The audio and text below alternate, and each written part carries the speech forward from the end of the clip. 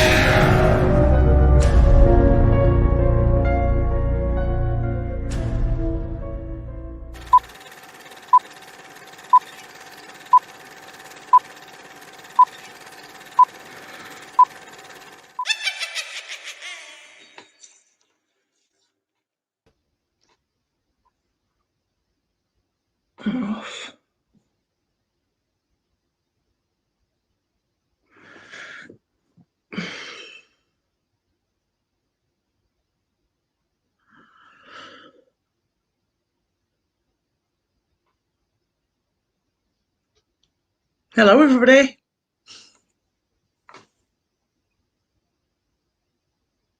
Have we stopped? It's all gone very quiet. Hi, everyone. We seem to have got an issue somewhere. No, it's fine. Can you still hear me? Yeah. Apparently, You can hear you, Philip, yeah? Yeah, lovely. Right. Tonight's guest is Philip Kinsella. Welcome, Philip. Thank you very much, Andy and Deb. It's lovely to be here. Thank you very much for inviting me. Lovely to have you for coming on. So, I've got my first question to you is, what got you involved in clairvoyance? How did it all come about? Well, that is very interesting. I had no wish to be what they call a clairvoyant, although our maternal grandmother was psychic. She didn't do the work that I do, but everyone in the family knew that she was aware of things that no one else knew. And it was only when she had passed over the same month, the same year as Princess Diana, that I went to go and seek a medium, a reputable medium in Bedfordshire. And I'd made a booking and I had changed my name. And I went to go and see this lady. She was a very young and attractive lady. Her name was Pearl. And she sat me down in a chair. And then she started to relay information through thin air about my grandmother and about me and about my identical twin brother, about my life. And I was so fascinated. I mean, the reading was only meant to have been about 30 minutes. I was in there for 2 hours because she then said that you're mediumistic, that you should be doing this. And I thought, no, I'm more interested in the UFO aspect of things. Yeah. But she was adamant. And then what happened was that when the reading had come to its conclusion, I used to smoke in those days, and I got in my car, lit a cigarette. First time ever I smoked in my car. And I put my head down on the steering wheel and I cried my eyes out. It felt like a weight had lifted. And then, of course, I was fascinated by the concept of discarnate communication. And the medium told me that I would be back in 2 years' time. And she was right. In 2 years, there had been some more deaths. And a friend of mine who had passed with cancer had literally shown himself to me physically after he had passed to me. And that was it. I thought, well, the media poo-poo it. There is truth to this. I want to explore this. So that is how I got involved with what we call clairvoyance. Yeah. Right. Cool.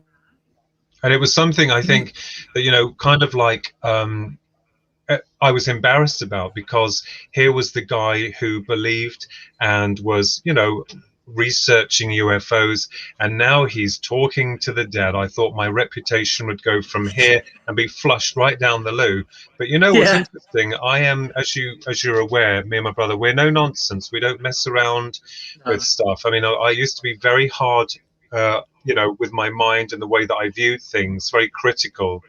Yeah. And I have had to open up a lot of those areas that I was not too eager to explore. But with regards to the other side, there is another side, and I have seen it on 2 occasions. And my understanding of consciousness, and this may also explain a lot about other areas of the so-called paranormal. With regards to the human brain, or what I call the transmitter and receiver. And I always give an example of like your mobile phone. You've got the physical hardware and it has certain applications on it, and you have the signal that comes in that you can't see, but is unique, kind of unique to you. And that signal is actually the mobile phone. And when that information gets to the physical apparatus, it's then broken down from its original matrix into this matrix so that we can understand the language. And I think that when we die, when we they say, pass over, our consciousness that's limited in its flow of awareness is separated from this biological mass, and bang, all of the inherent memories come together in one single moment, or a singularity. And that is why people experience this removal or this euphoria of being somewhere else. Now, I will tell you very quickly here, one of the things that amazed me more than anything was that when I had seen the other side, and I am black and white, but I'll tell it as it is. When I saw the other side, the shock, the complete shock of understanding and knowing this place, but hadn't known it here, down here. It was as though a memory had just surfaced, and it was so emotional. It was so clear. The clarity was incredible, and you're more focused. Whereas down here on this side of life, most of the time we've got clutter in our minds. We're all the same. We worry. We're not focused. It's only when we're focused that time seems to dissipate. So that was the amazing thing, the clarity, and it does have a geographical location. And just people joke, they say, I went to heaven. There was no neo-science saying, welcome to heaven, Philip. It was more like yes, it was, but I felt that this was like home. This was a part of what you are, if that makes any sense. Yeah, I can imagine that. Like familiarity. Yeah, and I think because of memory, we're recording. I kind of like got my own theory about this with regards to our birthing cycle through to death. We are merely recording. We can't go back, only through memory. We can't go forward because we have to build upon the future, although that is debatable within quantum physics.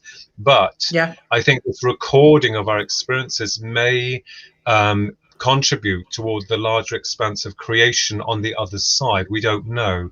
And because I always joke and say, when I get over there, I'm going to get a refund, but it was so damn good that, that kind of like smacked out of you. I see Pat's asked a question. How did the clairvoyance impact your life, Philip? Oh, enormously. Not just within the UFO field of investigations, because like all of you good souls out there, you want the truth. When you've had an experience, or you've had experiences, you want to find out whether or not they have any form of validity to them. Now, we have the media cartel, which has always poo-pooed not only life after death, but also ufology. And you can bet your bottom dollar they'll show really suspect films, or not the real McCoy. The clairvoyance, the fact that we survived this matrix really impacted my life. And I have to go back also to when I was aged roughly around about 10, when my stepfather's father, not my maternal side of the family that we were closest to, my grandparents then, but my stepfather's father, grandfather, who was a lovely man, as Irish as they come, he passed with a massive heart attack. And I remember the shock. This is in the 80s. I remember the shock, and no one spoke about it. No one talked about death. It was like a taboo subject. And he went to the funeral. I remember seeing his coffin being lowered very slowly into the ground, and grief-stricken, and that was it.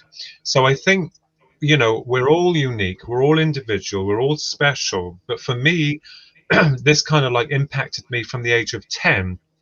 And then, of course, I was always looking for weird stuff. Not that I was like deliberately looking for it. It seemed to come to me. So this is how it impacted me. And I there are people we love, And there are many hurtful things that people say about clairvoyant mediums.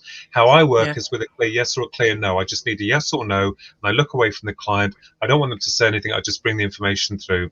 And that took many, many years to learn this new language, or this silent language that came with sensory connections. So, I mean, yes, people have their opinions that as they do with ufology, but I've always been after the truth. And I will say to you now, there is life after death. But what state that life continues in, I couldn't tell you. We don't have the answers there. Yeah. Ah, yes. Lovely question. Very interesting. Oh. Yeah. Well, Nellie's just asked, come on, Andy. did you get a sense of home? Oh, yes, absolutely. I mean, the feelings were, I can't describe, because our language is so limited. The experience was very much an emotional one, and there was no tunnel, or most people who have what they call an N.D.E or near-death experience report going down a tunnel or a light or across a stream. But remember, in the birthing cycles here on Earth, mothers give birth to their children in different environments and in different situations. Where I found myself, I will say to you now, was absolutely the shock. I have to go back to the shock of remembering where I was, that I could not remember here. It was almost as if someone had switched on a light, and there it is, the full memory. But when I was coming back, the residue of the emotional connection started to become limited. And I think because maybe my consciousness was being squeezed back into this limited version of reality on this side. But I will tell you, it had geographical location, and it was beautiful. It was, there's no words to describe because it felt like this is you, this is home, this is a part of you. There was also a pool. There was a pool of water, not just any pool of water. It was ornately constructed out of stone, and architecture that's incredible. But the light in the water and the structures of the buildings, it was like, this is home, this is where I belong. So that was interesting. So I mean, the emotional connection, it's hard to explain.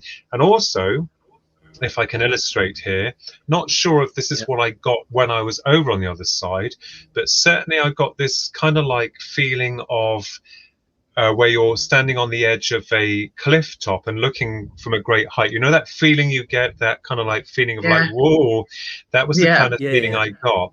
But I do believe that can happen to a lot of people on this side of life, because a lot of filmmakers, especially filmmakers who create these films, and when you go to the cinema to watch them, you may have a moment where some part of that film seems to knock a memory here, and it's like it opens up something else that you can't quite understand, but it pulls you. You have it for a moment, and then it dissipates.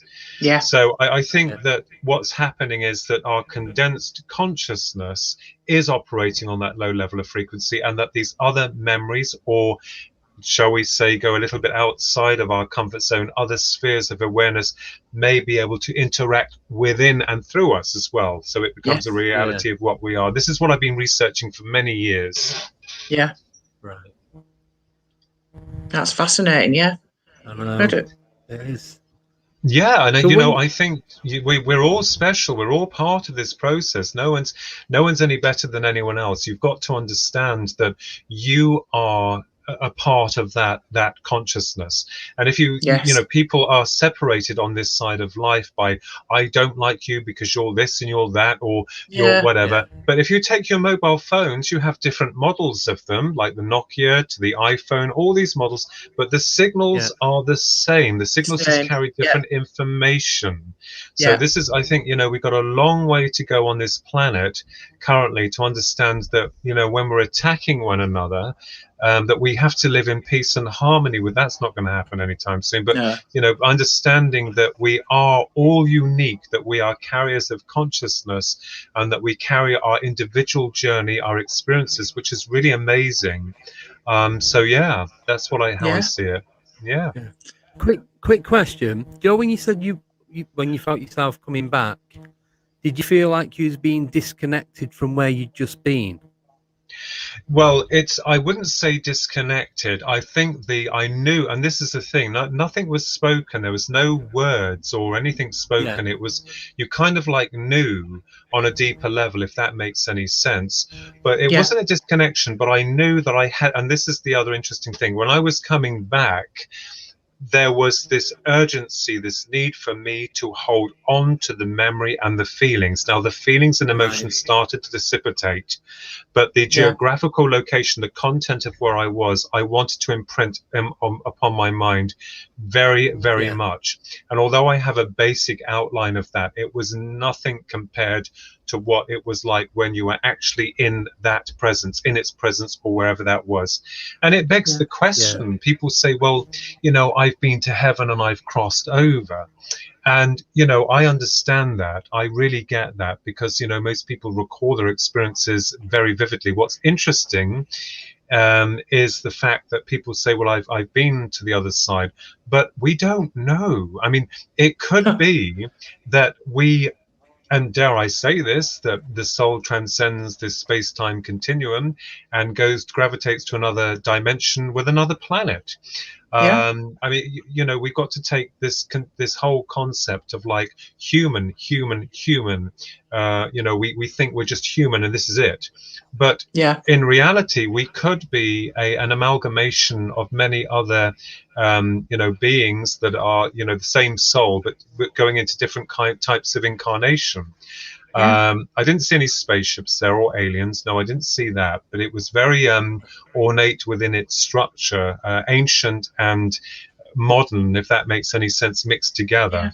But it was interesting, and this is something I wish to explore, or try to explore on a deeper level, with regards to consciousness and its ability in transmuting beyond this level of reality.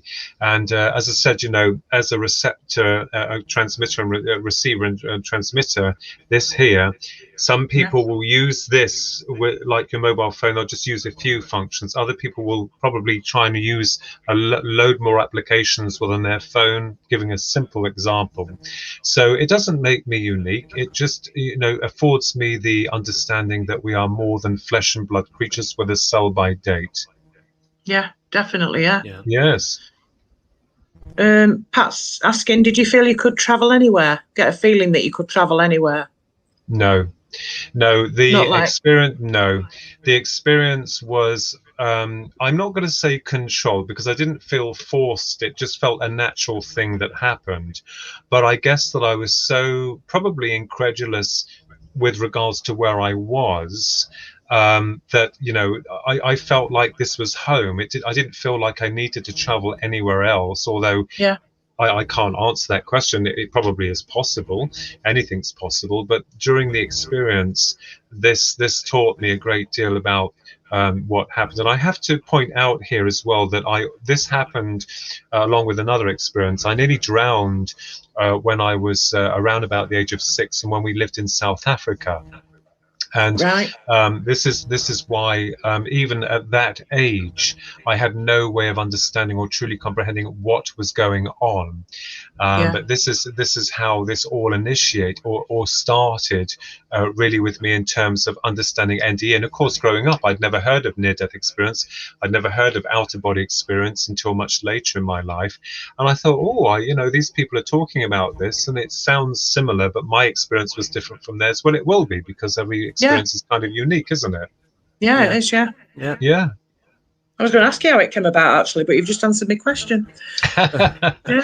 It's scary.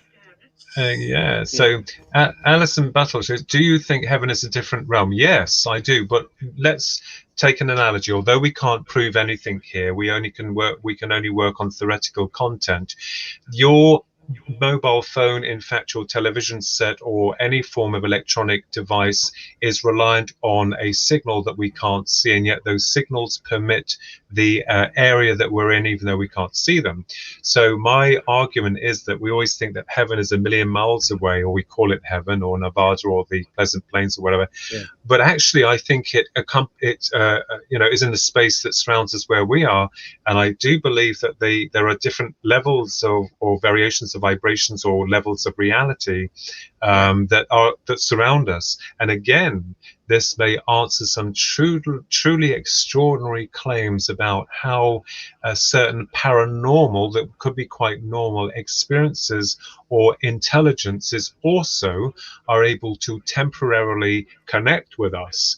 And remember, with a near-death experience, which I've been exploring for many, many years, the person who is going through that transitional stage of soul development, as they call it, or they're moving onwards, they have moved from this realm into a realm that is more real than the one they left behind. But really, in essence, sometimes time, there's no time, the communication is done through telepathy. And when they're brought back to this side of life, if, say, for instance, their body had been terminally ill, in a lot of cases, when the person's died and come back, their body has healed. And I believe that the reason for that happening is because the soul that's entered its new realm, like before it in birth, when it comes through, has corrected itself, and it's now correcting the biosphere that it's in. So it's interesting. I think in the future we may learn a lot more about the composition of the biological body in terms of health and healing, and also about the soul. But unfortunately, like many things, those subjects remain in the halls of theoretical debate. But I do believe that heaven is around us, and when we pass, it's just like walking through a door. Yeah. That's how I've always interpreted it. Yeah, I mean, we may be wrong, but I think most of us have an idea, and when you have an idea, it normally kind of like pushes you towards that element of the truth, because a lot of people think along the same lines. So you kind of like think, well, they must be right. What about bad people? Jude, what about bad people who have done bad things? What happens to them? Interesting. I don't know. I have an idea. I did write this in Guardians of the Dead, and I'm sorry if I pushed that book, but this is one of the. I had my first book was Reaching for the Divine, that was published by Kapelbaum Publishing back in I think it was 2007. That book is now out of print, but I wrote Guardians of the Dead to explain more about what happened. Now, I was shown a lower plane, but it wasn't like fire or anything like Fiery that. pits of hell. Yeah, no. There were two beings with me that brought me to a lower place, and it seemed very dark and rocky. And my brother can testify to this, because this upset me for 2 weeks. When I was brought into this lower sphere, there was very little light. It looked like lots of rocks and terrain. It looked very dark, but there was some light very far away, and I saw what I thought first of all was rubbish moving around, flowing around, moving around. But on closer inspection, I realized that it wasn't rubbish, that they were people, beings, whatever, who were in a bad place. But I tried to help them. That if people, I'll come out of my comfort zone. I felt like it's people who had done some bad things, and there's still retribution, and that I was there to help them, and there is help for them. But this being didn't want any help, so it's hidden in the crevice of a wall, in a rock formation. So you hear all these stories about eternal damnation, and I agree. I understand from many people who there are wicked, and we're going to be honest here because I deal with honesty, and people can't glam it all up. There are evil, horrible, nasty monsters on this planet. There are, and they do the most horrendous things that really affect us. But I think and feel that perhaps when that soul crosses over, they will then have to look into the mirror of their soul, or what they call a panoramic life review, and they will also feel of how they affected the other people or the persons within their life that they've just left. So what happens then, we don't know. I know that people talk about hell quite a lot, and I think that hell is a creation of the mind, and I think that perhaps on some level there could be some retribution for that individual. And I don't have the answers, though. I can only report what I experienced, but because not everything was explained to me. but I feel myself personally, there must be some kind of justification, you know, in the way that people are dealt with, because we have it here on this side. If someone has hurt someone or killed someone, then that person should be punished for what they've done. And you know, and if someone says, oh no, love and light, well, if you're a family member and you're one of your family members has been murdered, I think you'll think very differently about that. With regards to from their side, the pain that they go through. So I wish to God that, you know, we didn't live in a world where we had such cruelty and such destruction and malice. And this is why people like yourselves, Deb, and you know, all of us here, Andy, we all feel like we're not from this plane of reality, and that's a really strange thing, isn't it? But I can tell you it's quite normal, because we're not. No, we're not. We're different. Very different levels, I think. Pat's asking, do you think there's a combined consciousness, Philip? I think you sort of answered that earlier on a bit, didn't you? Sort of. Oh, Pat, do you mean in terms of like when you say combined consciousness, are you talking about? Okay, let me answer the other one first of all. Are you talking about us having varied experiences in perhaps different lives, not just those on the other side, and then we come into this form having these multi-layered experiences? I agree with that, but I also feel that all of the memories are stored. They're not lost, they're all stored. And my understanding is, like your mobile phone network system, I'm sorry, it's an easy example to explain. It is, it's a good example. All your information is not accessible to you at that time when you're using the phone, but you know it's stored in there. And you know, and I think the same applies with us in what they call the auric energy field, or people say the Akashic records. I think we have a stored database system within the etheric body that once we are disconnected on the physical level, all those memories come back instantly. Who you are on the original essence of your being. So this crossing over to a timeless, spaceless domain that we call the other side is no longer attached to this physical universe, and therefore that's why the person can deal with all of the memories at once, and all those memories create the reality of where you're from. At least that's my understanding of it. It is fascinating, and you know, although we only have theoretical content with regards to that, and especially with the UFO field, but you know, although I've been involved with both areas of research, it doesn't make me an expert by many means. But when you've had the experiences and you've kind of like felt that, it affirms to me a lot of the things that I've been looking for. It's just trying to prove it. That's a really hard thing. Yeah, it is. Yeah. Joe's asking, do you think we meet people who've already passed over? Oh yes, absolutely. I mean, when I crossed over, there was no person to see me. I didn't see anyone.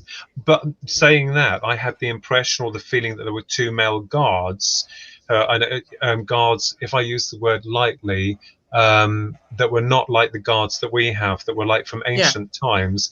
But it was the pool of water and the structure that really amazed me. But yes, my friend who passed over with cancer. Can I explain what happened there, please? Yeah, say what happened? Yeah, of course you can. So after I'd seen the medium, Pearl, my grandmother came through. She said I'll be back in 2 years' time. Well, within those 2 years, 3 other people had died. One of them was my Auntie Betty, and one was a lovely lady called Meg Heining, who was like a grandmother to me and my brother. When my grandmother died, she said, "I'll be your grandmother, my darlings." And she was a wheelchair-bound lady, and she was the kindest of souls. So she passed, and a friend of mine and many of us where we worked, named Gareth, had passed with cancer. He was only 20. Now, before Gareth passed over, I said to him, "Look, you know, can you do me a favor? I know it's a tall order," because we all knew that he was going. He was brave about it. He said, "What's that?" I said, "Well, would you be able to show me that you've you're okay when you cross over. Are you able to do that? I thought he was annoyed, and he said, how do you expect me to do that? And I said, you know, you'll find a way. And he said, I Yeah. tell you what, I'll beam down like they do on Star Trek, because he loves Star Trek.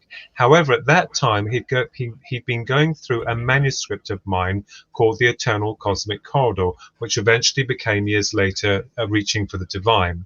So when he passed over in 1999, the 20th of June 1999, when it came to later in the year, I went up to Mill Street, where we lived in Bedford, just not far from work.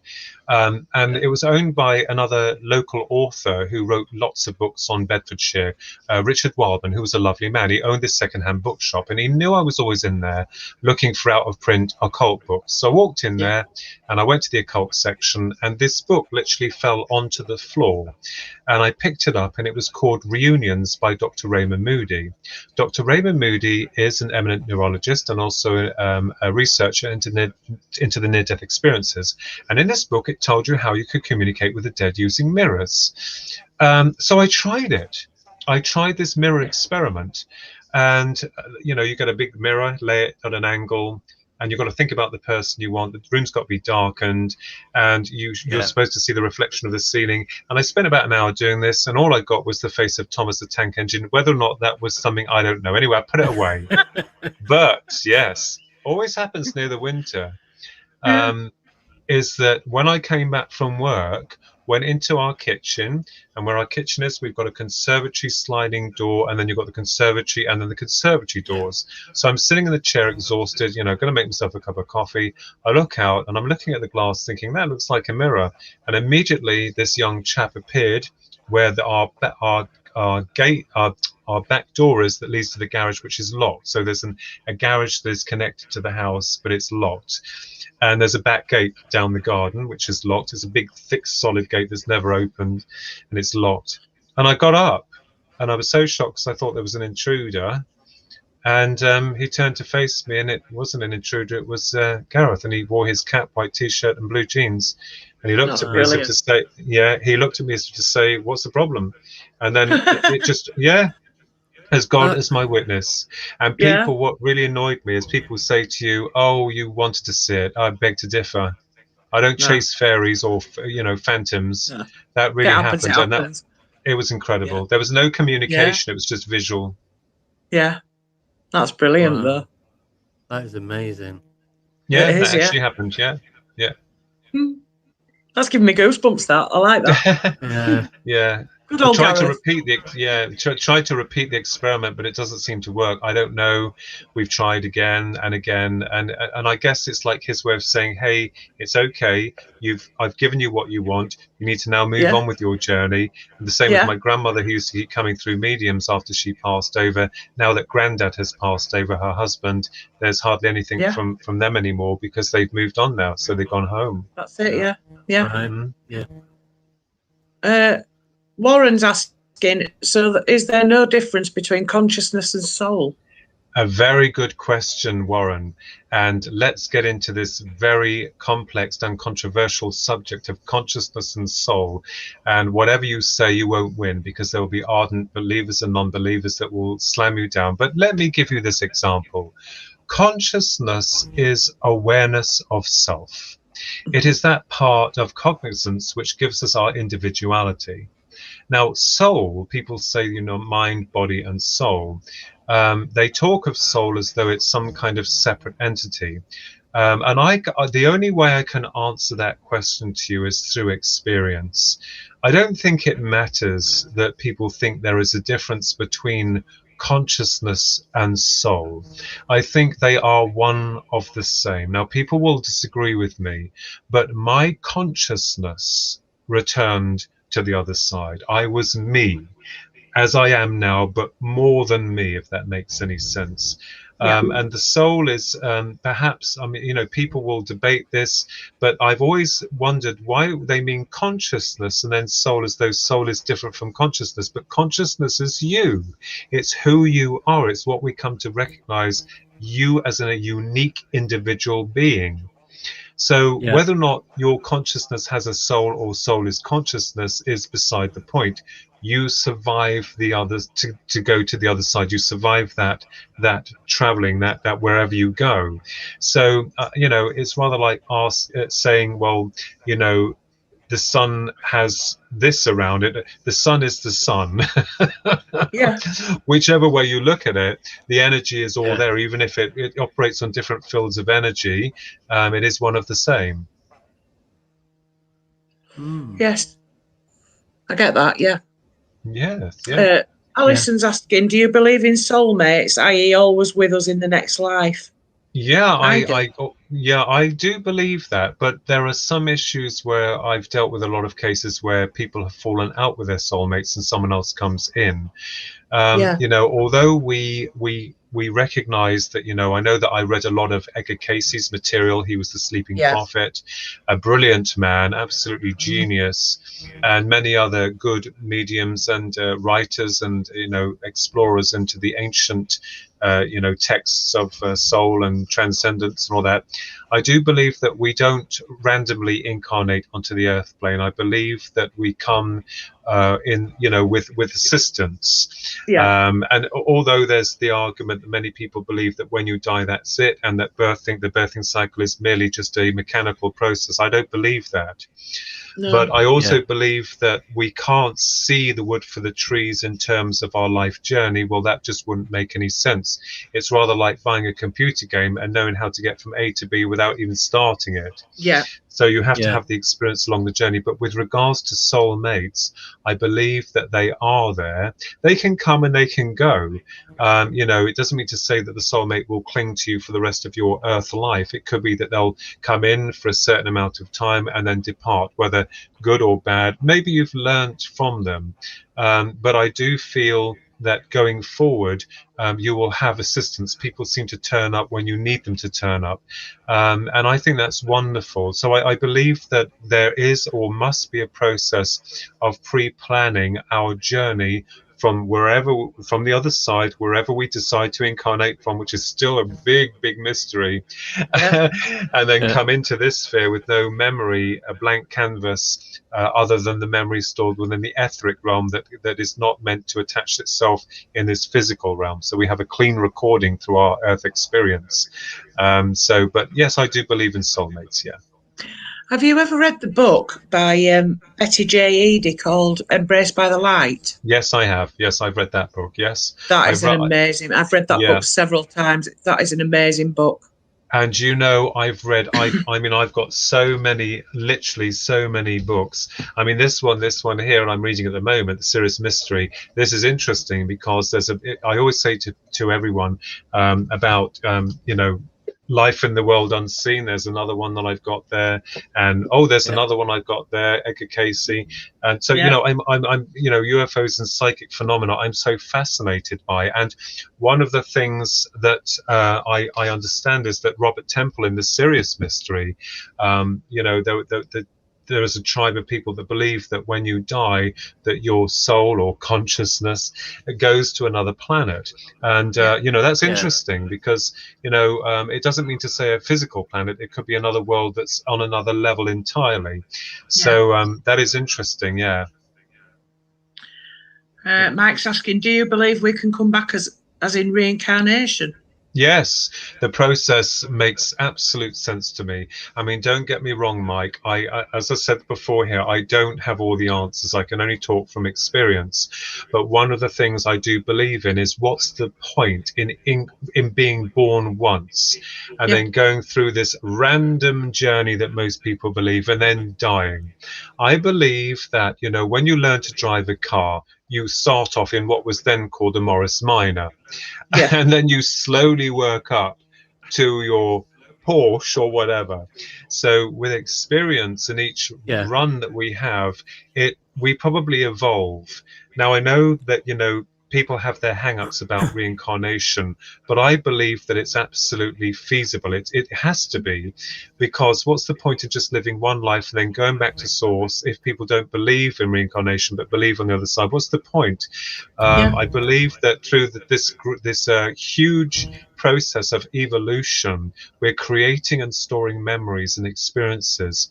And I feel on a deeper level that all of our combined memories and experiences, even if you go back to the 1900s, they're all gone. Go back to everyone's gone. The billions and billions of billions of souls that walk this planet have all gone.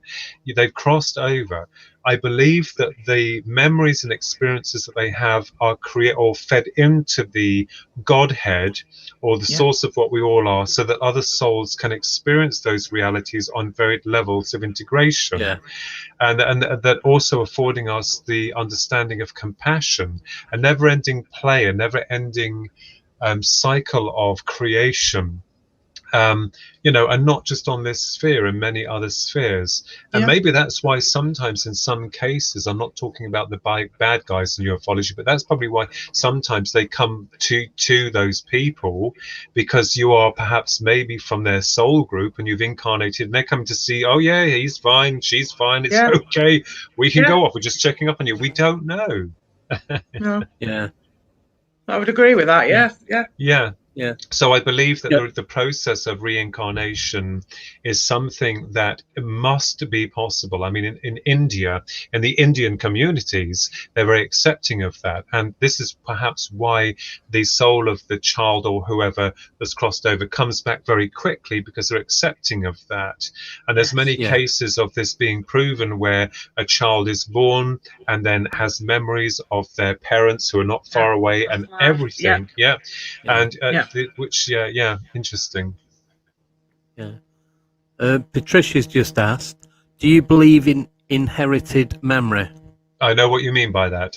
The inherited memory, I believe, is where, a lot of these experiences, we are actually a gene bank that through our birthing cycle, we're carrying the memories from past generations.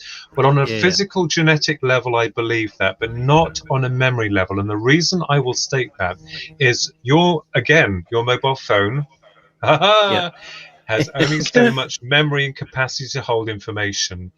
If you, from one generation to the next, were carrying the amalgamation of all those memories, you would end up literally defunct, because you would not be able to deal with all of the inherent memories that are stored. You'll end up crashing, going mad. So it's like putting every single mobile phone network system that you've ever had and everyone else had into the new model that you've got here. It will not be able to deal with it, even on a physical level. It won't. It can't happen. It will override and just literally just cancel out. So when these people say, oh, it's because you're getting the memory or of a past of someone else, no, I don't believe that. I don't believe that at all. I never have done. I'm not talking about physical traits in terms of inherent genes or genetic makeup. That is there, but the mental processing, consciousness is separate from the physical housing. Definitely. Makes sense. Definitely makes sense. Yeah, because at the end of the day, we are more than. I've always argued this, and the system that we serve, it's programming us, and this is the problem, that people then are believing only in what we're told is truth. And when you've had an experience, or you've had varied experiences, and then for the system to turn around and say, they're not true, you think, hang on a minute, well, either I'm lying or you're lying. So which of us is lying, and what's going on here? So that I've then dedicated the rest of my investigations into the truth. And even if I'm wrong, I'll put my hand up and say, okay, I accept the hypothesis of what they're talking about, but I know that there is much more to us than mere biological machines with a sell-by date. I have never subscribed. Strange, I've never subscribed to that. And I'll give you an example quickly before I answer the next question here. When I was a kid, the school teacher in the schoolroom, we had the old chalkboards, and she drew this big circle, and then she drew this other little small circle next to it, and she described to us that we were on a planet. Well, I was sitting on a chair at the time, and good job I was, because my understanding as a kid was that the Earth went on forever and ever. There were worlds with dragons and caves and all these things. Well, it would if you walked around the world continuously, wouldn't it? You didn't know. When she drew this planet, I grabbed the underside of my chair because I thought I'd fall off. But then the illusion, the real illusion, my illusion was shattered. I thought, well, what the hell is holding us up? Where is this planet? What are we in? And voila, Yeah, something that we still can't work out. Yeah. that's quite true. Yes, Very, yes, yeah. absolutely, yeah. Rebecca wants to know, is there only one source for all, Philip, including aliens? We don't know. No. It's interesting. I think that, you know, perhaps there are, as they say, I'm not religious. I have a belief in the afterlife. I have a belief in the Godhead, that we're all part of this source of incredible consciousness. Yeah. And I believe that we're all part of this creation process. Take away the flim-flam.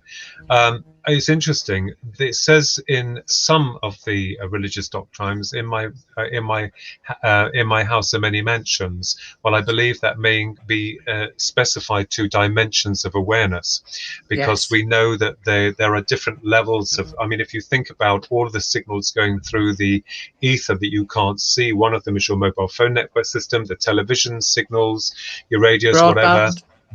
Broadband, Yeah. all of these things. So if you were matched by that frequency of awareness, you would separate from this physical dimension, and you would be in that world of all the, you know, world of music and whatever. You'll be in there. You'll be part of that. Or if there's, you know, the movie channel, if you separated from this dimension and went into the TV, the signaling system, you'll be walking with the rich and famous. You'll be like, yeah, wow, this is cool. I'm in this world. So yeah, it's like, wow. So I believe that heaven, as we call it, there could be multiple heavens, and some people believe and understand there are different spheres of development. Ultimately, when we talk of alien, I think primarily it is possible that we all come from source, and that we all generate from source, but there could be different sources. I mean, my begging question to an extraterrestrial species, a benevolent extraterrestrial species, my burning question first of all would be, do you believe in God? I would want to ask that question, because it's not about the technological supremacy and all the rest of it, which would be fascinating. My one question would be about them, about their belief systems of where they come from, and asking them if they found that or they understand it, because we have a common denominator with each of us. We are trying to explore and understand creation on its deepest level.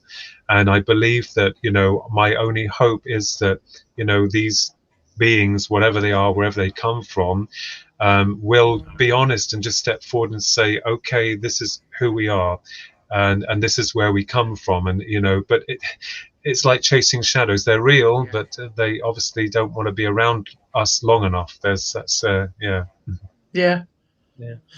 Ancient Ruby's asking, have you ever interacted with an ET? Well, not on the level that most people would like. And this is something that has been documented and is painful in memory. I had there could have been a number of what we call abductions. Now, abductions are different from contactees. Contactees are individuals who communicate with aliens or have a relationship with them. I have never had a relationship with an alien. I did have an experience in 1989, in the winter of 1989. Always in the winter with me. It's like with an extraterrestrial force that impacted upon my life, and I did see at the time as very negative and still shocking. And there was another researcher, Paul Sinclair, brilliant man, lovely guy, good friend. You know, we're on the same page with him, and talking to him and reading his books is great, because it gives you some kind of understanding, but we still don't understand, if you know what I mean. And Pierre Sabak, another researcher called Pierre Sabak, he put a very good point with regards to an element that happened within the so-called abduction. So in answer to your question, Ancient Ruby, yes, but it wasn't a pleasant experience, and one that I've still been trying to explore all these years later.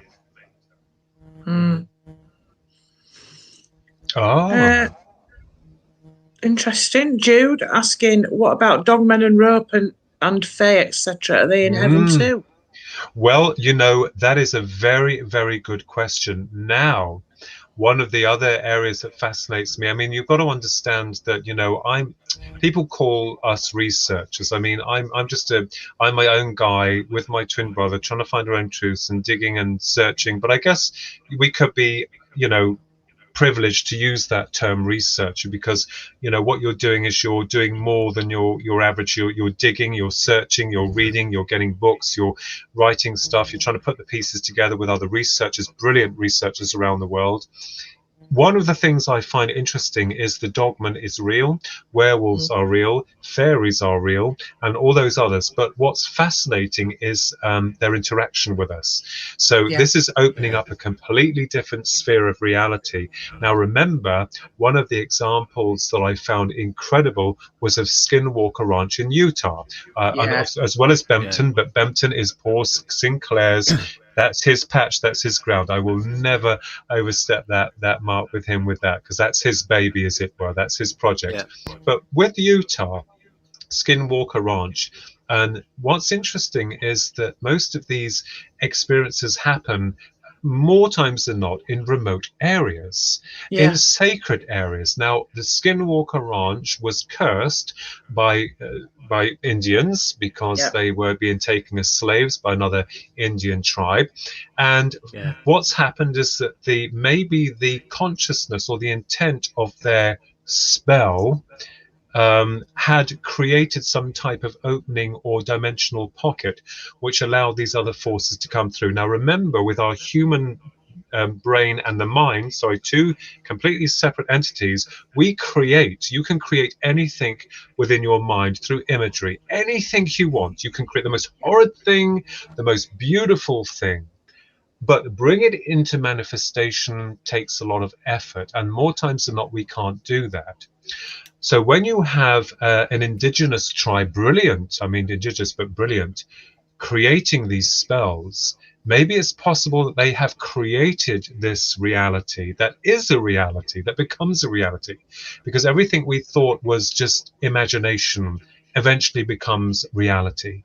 So we have to understand that perhaps, you know, our understanding of how to use consciousness, how to create through consciousness, I think that these cases might show us how certain things are done.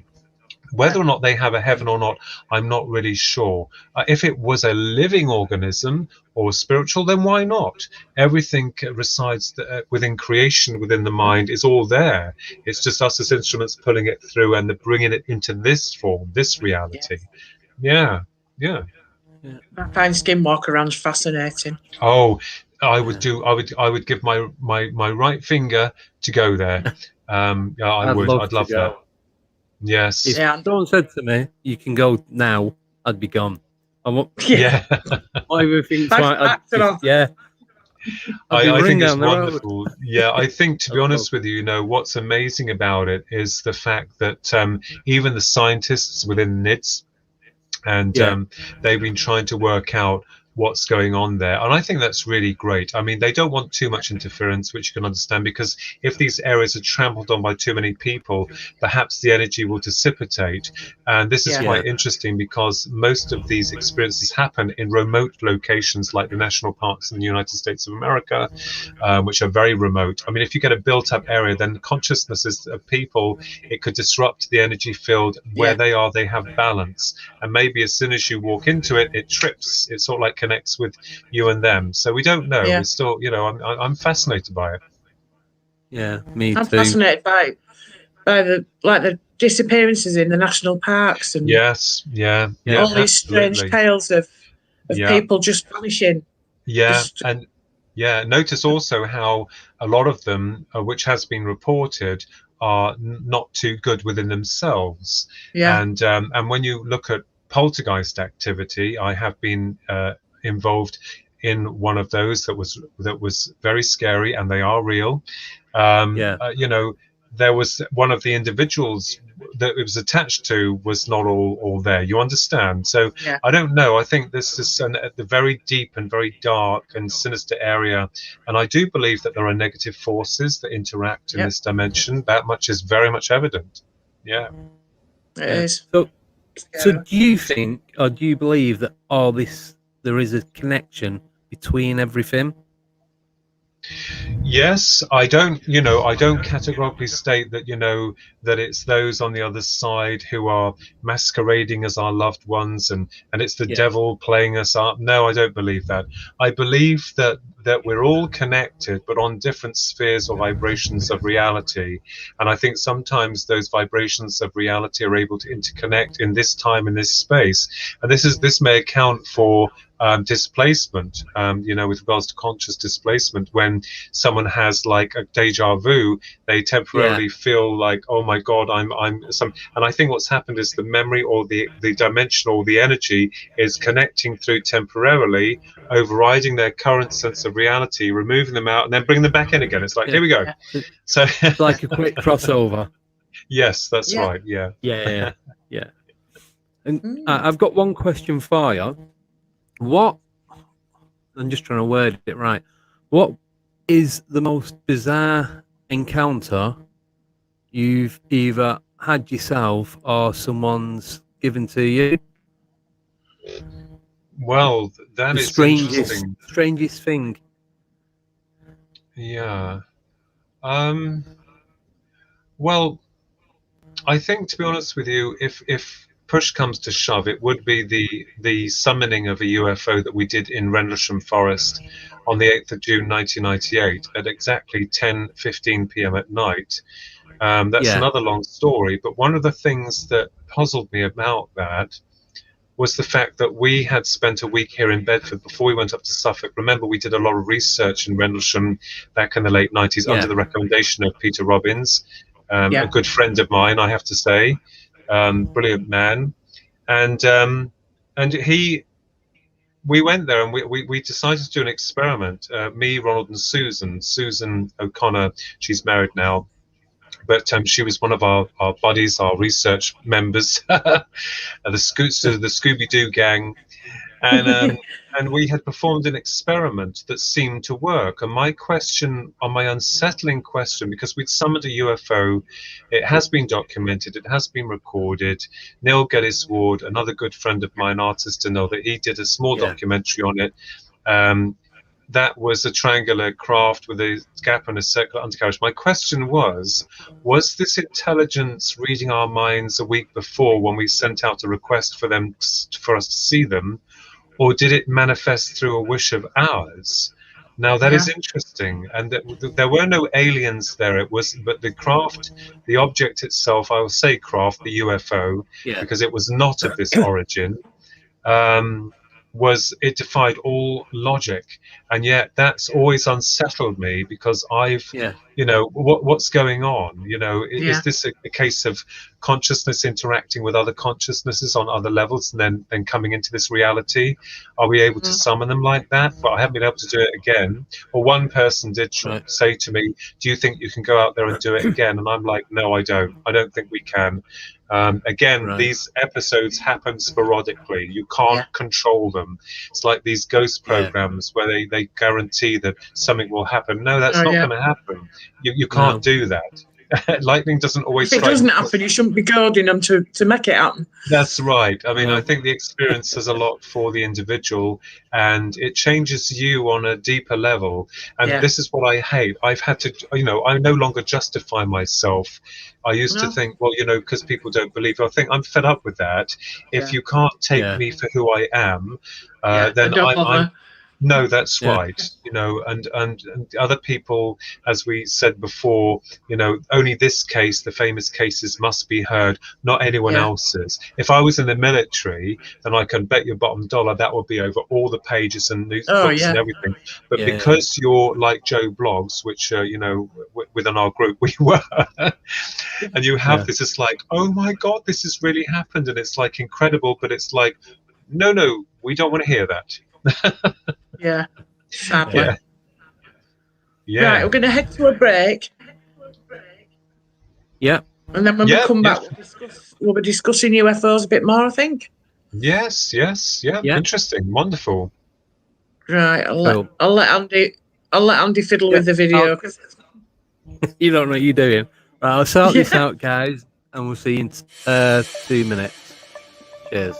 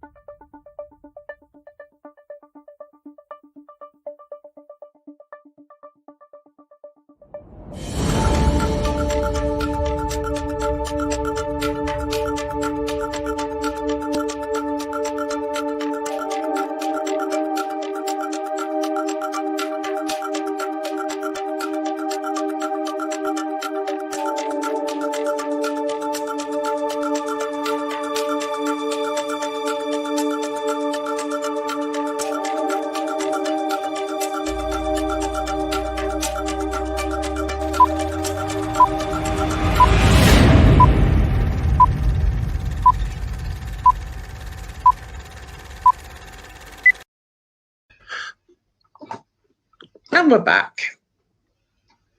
There's some lovely comments in the chat. Lovely. Well, I can only speak from experience. You know, that's the only thing that we have. And we still have a blank page, but we can try and fill in some of the parts of that blank page by, I always say to people, if you're honest, please be honest. And be true to yourself, and you can't go wrong. And admit defeat if you're wrong about something. That's fine. I'm okay with it. If I'm wrong, I'm wrong.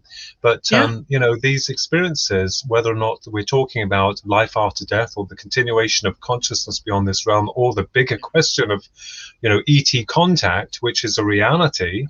You know, I wanted to explore whether or not they were real, and I can tell you they are real. And that was categorically proven to me on a kind of physical level. We had a little bit of proof on the 9th of April 2016 at 11:15 p.m. at night, with the appearance of 3 massive UFOs. And that was actually, and I might as well, I've got no shame, that's all in this book here, which Paul Sinclair did the forward for. I was so honored. Really brilliant guy and his work, and that case is in here with regards to that case, but I haven't seen any more since 9th of April 2006. There is hope. Just keep looking skyward. Keep well, I will tell you, we weren't on that particular. It never happens when you're not looking. It seems to appear when you're completely disarmed and you're not expecting it, and this is the thing. Was the one in 2016 Rendlesham as well? I can't remember. No. That was on the 8th of June 1998, with the appearance of the project, the experiment that we had done at 10:15 p.m. The 9th of April 2016 at 11:15 p.m. was the one that heralded the appearance of the 3 massive UFOs that were stationary over our house when we were driving back from some police friends after an early birthday meal. I drove my brother, my sister and my niece drove ahead of us, and my niece had evidently dropped her mother off. She lived in Marston Mortain, and then my niece saw these objects high up coming forward. She filmed them on her mobile phone. As I was getting back to my house, driving in my old Rover, we got onto a place called Cow. We could clock them as we were coming back, and I thought they were workmen's lanterns. And on closer inspection, my stomach dropped, knowing they weren't workmen's lanterns. And I'll describe this to the audience. They might find it very interesting here. As I'm driving back, it was dark, it was cold night, the stars were out, but these huge lights I thought were workmen lanterns I could see roughly in the area of where our house was as I'm driving coming off the bypass, coming into Kempston, and then driving down towards Cowbridge. Now, when I got to Cowbridge, I stopped the car and I wound down the window. The reason I did that was to see if I could hear, to hear any noises, not to see if I could hear. But to hear any noise. There were none. So I round the window up. My brother's like a bit tense. We drive to the house, and there are 3 huge circular white objects in a triangular formation hanging very low over our house. I got out the car. My brother got out the car. We stood and we looked up. And you know, the weirdest thing, and it's the first time I've ever really clocked this in all the UFO sightings that we've had, it sounded like, you know, when it's just snowed and that's the sound is cushioned. Yes. There was no one walking their dog. There was numbing. I know it's a small road, but there was no one walking their dog. There was no one coming back from the pub. There were no cars. It was just me and my brother. And we looked up, and my man bag was buzzing. And I thought, who the hell is that? Now, people will say, why didn't you take your phone out of your bag and film them? No. Because had I taken my attention away from the 3 objects that remained perfectly stationary above us, they could have gone. I was so excited. I was shouting, oh my God. And then what happened was that the the one to the front and the two to the back that created the triangle. The one to the left moved slowly towards the one to the front. It didn't touch it. Then it moved back again. And then they moved into a configuration of 1, 2, 3 in a straight line, and then they started to move slowly and then shot off. Now, my niece tried to phone me again, and when I picked up the phone afterwards, I said, "Are you phoning about the UFOs?" And she said, "Have you seen them?" Yeah. I said, "Yes, they've just been stationed over our house." And she got the film on her phone, but they were much higher up. Then I made the report on Facebook immediately, so that everything was fresh in my mind. And then I started getting these reports back from other people saying they'd seen them. I was sure it would make the papers. Was I going to phone them up? No. Because they always took the mickey, you know, whenever I reported something in the press. But the very next day, on the 10th of April, there was this commotion over the house. And when I went downstairs with my brother and looked out into the garden, it wasn't a police helicopter and it wasn't a military helicopter, but it was so low over our house. And what it was doing was the pilots were facing us, so they were dipped. And you could see the two pilots in the helicopter, and it moved around once in a circle, then again, and then again, and then went off. Now, that was bizarre. And my conspiracy mind was thinking, you know, what the hell was that all about? But then I thought, well, if anyone phones, you know, the establishments or whoever says, "Oh, I'd like to report a UFO that I've seen." Oh, you mean the helicopters? Now, bearing in mind, people do get, because I record everything to detail now, but some other people can get mixed up and say, "Oh, helicopter, well, there were." And of course, this is how it works. So I don't know. But the 9th of April, 2016 at 11:15 p.m. at 9 heralded an incredible experience. There was no time lost at all. But there were no markings on the crafts. There were no sounds on them. They were white. But a part of me still feels that what it did with the back left coming towards the front, stopping, going back again, and then configuring, was that some kind of message or sign? Maybe I'm looking too deep into it, I don't know. But I did ask an astrologer about the date and time. I didn't get anything back from them. But it's interesting that, you know, why? And it was incredible. But again, I don't know. When you say that they were white, were they lit by anything, or were they just Yeah. It was like, you know, like you have a lantern, you can more than not see the source of the lighting inside the lantern. With these, they were just literally lit white, the whole of them. There was no difference in the color variations. They were just lit like Christmas tree decorations. They were all white. There were no markings on them. There was no sound. There was no vibration. But one of the things that my brother and I did clock, well, he clocked, was the fact that when we spoke, it felt like the area was cushioned, as though like you're in a bubble. No, yes, that's right. And this now is, a lot of people have reported this, and this may also indicate that my understanding is that when a UFO or UAP, let's use the more technical scientific version now to make it less spacey, when they come in, I believe that there sometimes are two parts towards that integration. So one is when the unknown object or UFO comes in, it displaces time, and then in other cases, not rare, but you know, abductions, the force or the energy or the intelligence then forces itself and integrates on a very personal level of psychic integration with that individual, and then goes out again very quickly. And I think this is why in most cases we can't get any real evidence of, you know, taking a picture of aliens, because they get you when you are disarmed. They get you when you are vulnerable in most cases. This is what happens, so that you are completely disabled. And, you know, I get sick and tired of people saying, "Where's the proof? Where's the proof? And you look at them and you think, I don't believe what I'm hearing here, because this force, this intelligence, doesn't want, obviously, itself to be known on a whole level, a world level. It's almost like it leaves like a little bits of the puzzle that you can't all put together. It comes in, does what it needs to do, and it goes out again.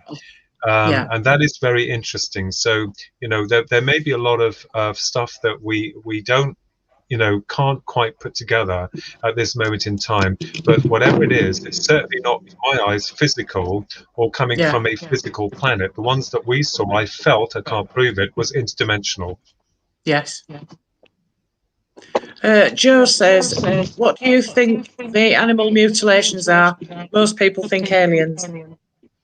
Well, I mean, you know, I've never seen an animal mutilation, and I've never been in the presence of anything happening like that. But from the records and the recordings that have been documented, it certainly does feel as though, again, there are levels of high strangeness associated with this. I mean, sometimes the cattle are, you know, completely left with no blood. There are imperfect incisions made. We know the rest of that.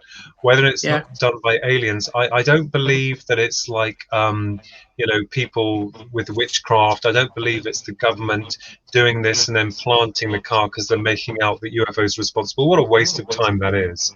I think that all of these, within these subject matters, I believe that when a real event that's raw, and I think it's the best way to deal with it when it's raw, that you get more evidence when you have a raw case, when it's just happened, then people start to, you know, muddy the waters with regards to what's going on with it, and that's why we don't really know what's going on. But I have my own personal feeling is that I kind of think it may be something that's not from here. Yeah, I would agree with that. I mean, you've only to look at sort of Paul Sinclair's stuff from up at Bempton, where it's been pieces laser cord, you know, like laser cord out. Yes. Nothing that very disturbing. Yeah, Very disturbing. And I think, to be honest with you, there was another case I read. Philip Mantle has published a lot of UFO books, really good other UFO books, and one of them was a case called The Circle of Deceit. And of course, in that book, with the two authors, the researchers in Ireland, there was an amazing case with regards to sheep and what this intelligence was doing, if it was intelligence, excuse me, was cutting the tips of their tongues off while they were still alive. And this is cruel, this is malicious, and the establishments of power did not want this information to come out.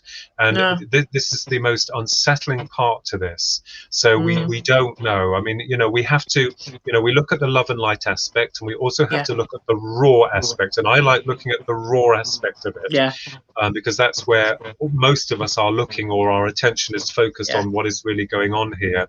It is disturbing. I mean, even going back to Skinwalker Ranch in Utah, I mean, they had some cases there where the calf was gone in next to no time, and then it was stripped. So this is very worrying, and has caused a little bit of unsettlement within the UFO community. It's rather a touchy subject to walk across, but it has to be addressed. Well, it does. I mean, it sort of ties in with people seeing UFOs, UAPs, or whatever. But my question is, why would they want to do that? Why would they want to call the genitals out of a cow or strip its? Well, you have these stories. I mean, there was a case that Richard D. Hall very kindly allowed me to use. The wonderful Richard D. Hall. He allowed me to use a case in Brecon Beacons, and that was a disturbing case in Wales. And I won't go into detail here about the events because it's really quite disturbing. I was able to put that in the Passage to Eternity, another book that I did, that's on Amazon. Because that dealt with that very disturbing case, which I thought, well, people need to know about this. And there are things where some people say, well, it's the aliens and they want the blood and they bathe in their blood, whatever, all this stuff. But we don't know. At the end of the day, we still don't understand what that's. All speculation. No, but it's just raw. I think this intelligence, whatever it is, it plays with us. It plays with our psychology. It seems intent in masquerading, and this is the sinister part to it. This is a really sinister part to this, and you know, they may be so way beyond our level of intelligence of the way we view things, but look at us as a human species. We also, you know, do things to cattle, although we consider that to be in the humane level. At the end of the day, you know, maybe they see there as agenda as how they see it. But Yeah. it's odd, isn't it, with cattle and sheep, and not just not just cows, but sheep and all sorts of creatures. I mean, Yeah. when we were at Rendlesham and doing our research there was one occasion, it has been documented, where Susan, Bonnie, and I, this is not dealing with the appearance of the UFO on the 8th of June 1998. This is another time in the 90s, late 90s. But we'd gone away from our blanket that we put opposite the farmer's field, Capel Green, and where the edge of the forest was. And we go off for a smoke then, and a chat and a coffee. We came back 20 minutes later, and someone had left a dead rat and a dead rabbit on our blanket in a perfect circle from tail to nose to tail. Now they were fresh. They were fresh. Yeah. The unnerving thing was, Susan did film it on her very old camcorder. We don't know where the film is, and we're not interested. People say, "Where's the proof?" Even if you had that, they'll say, "Don't believe it." But I'll just tell you that we were unnerved because either someone had come along, got the rat and the rabbit, killed them fresh, then deliberately put them in a circle on our blanket, or we don't know what it was, but I can assure you we left there very quickly that day because we felt very unnerved by what it was. We didn't see any puncture wounds or anything in them. It would have been interesting, but it was so disgusting and horrific that someone or something put them there when we were gone for 20 minutes. And Rendlesham Forest is quite a big place. It's not the kind of place you want to be on your own in. No. No, I wouldn't have thought so. No, I've driven through there a couple of times, and it goes on forever. Yes. Alison wants to know, do you think there are good aliens and bad aliens? Yes, why not? I mean, who am I? I mean, I only dealt with the bad guys, or they probably see me as a difficult customer. Yes. But I've no doubting that there must be and are benevolent extraterrestrial forces out there. I've always dreamed, and people say, "Oh, he's dreamed, so he believes." No, I have. We're human. We have thoughts. We have. I always had this romanticized idea that my brother and I would be in this field with our car parked up, the door open, and this beautiful, wonderful sphere craft comes down, and the ramp opens, and these beautiful women come down, space women, and embrace us. I mean, it's wonderful, isn't it? But it hasn't happened so far. But I do believe most definitely that some people have had interaction many times with benevolent ETs as well as bad ETs. Now, the unfortunate thing is that these ETs must be camera shy, because even when we have dealt with the abduction phenomena, again, as I've stated, the individual is disabled, and they will get you when you are disabled or you're most vulnerable, most notably while you're in bed, half naked, and not able to do much. It's a bit scary. But I don't doubt that there are good ETs, and it could be that if you look at our human race, I mean, let's be honest, and most people don't like honesty, they're like half-truths or lies. Let's be honest here. We are not a nice species. And my argument would be is that why would they at this point in this time or whenever want to come down and share everything with us? Because we would, not you or I or all you wonderful listeners, not that we would, but there'll be people who want to strip them of everything, take everything they have, and totally corrupt and destroy them. So I believe that we as a species, a human species, there are other aliens with their own agendas, as the human race, well, most of them have of their own agenda, of what they want, without naming anything. But at the end of the day, I believe that we have to grow to evolve as a species before that interaction can take place. I'm really miffed, because I really, like all of you, I could just envision all of us standing there like on Close Encounters, the people that really deserve that contact, to look and see it, all of the good, to see that from the heart. That's where it comes from in here, to reach out and touch them. But you can probably understand why they don't want that full interaction with us. Yeah, No. definitely. It would be amazing if it did happen. That's next in line from Skinwalker Ranch, I think. Yes, Second on the list. Yes, definitely. Yeah. So Joe's just asked, what do you think about Cannock Chase? Oh my goodness me! Can you refresh me on that Cannock Chase? I'm very honest. I'm sure I've heard of it. What's the Cannock Chase case? There's different things there. There's the werewolves or dogmen near the Oh, German yes, cemetery, yes, and there's yes, been yes. orbs and black-eyed children Yeah, I and remembered. Yeah, sorry. other stuff. There's No, so much it's in okay. here. I was like, I got all these It's places and finding names. it. Yeah, Yeah. again with Cannock Chase, the light bulbs lit within that area. Yeah, now these are orbs. Now this is what's interesting about the lights, and I have to mention this because we know that on Skinwalker Ranch, the blue ones are the really bad ones, you know, and sometimes the red lights. These, and I know that Paul Sinclair also dealt with a case with a lady in a car and these lights being around these deer or whatever they were, and these creatures seem to be entranced by these lights. Now that's very frightening. Is it these lights that are the phenomena that morphs into our reality and then appears as it does? We don't know. But Cannock Chase, yes, I recall now, most definitely the dogmen, and they are true. Werewolves are true, you know, whichever way you want to call them or look at them. And people say, well, why did they have this experience? Well, we must understand that perhaps it's not always about the individual. Maybe it's about their agenda and what they're doing in their space and their time. But the lights are interesting. Now, going back here very quickly, mediums, I also see lights.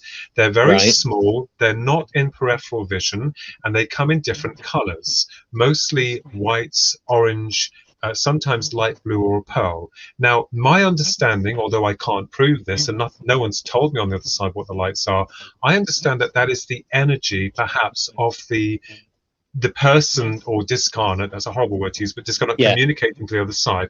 Now, these other lights, the UFO lights, are much more larger and more intense, and they seem to override much more quickly.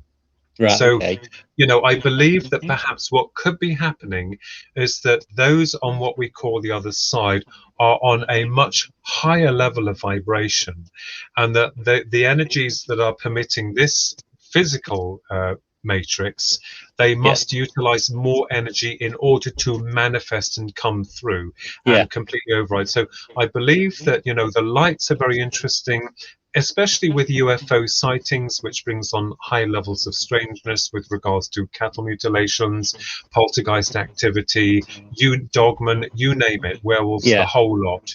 So I believe that I think a lot of researchers are trying to understand what causes the phenomena, where it comes from, and why there is such a diverse range of, you know, other things happening. It could be that the primary force that's entered through to this matrix has somehow ripped a hole through perhaps space and time and allowed a residue of chaotic energies or other dimensions to seep through. That is my understanding. At least that could be a possibility, because when UFOs come in, before and afterwards, there is this level of high unusual activity, poltergeist. So it could be that the primary object has broken or split open some type of hole that's allowing this other stuff to seep through and unsettling, because they have to destabilize themselves. I don't know. Yeah, they've unbalanced the time and space, and then it's gone a bit jumbled up, and then things are dropping in. Yes, and the other thing is with our planet Earth, I mean, we keep sending rockets out there and punching holes through that delicate skin of the planet. I mean, it takes a long time for it to heal, like our skin, although our skin heals much quicker. You know, with dimension pockets, there must be some kind of you know, disturbance or unsettlement within the energy that's being disrupted, because those things are breaking through into this reality. And that may cause some kind of shift or displacement on several or varied timelines.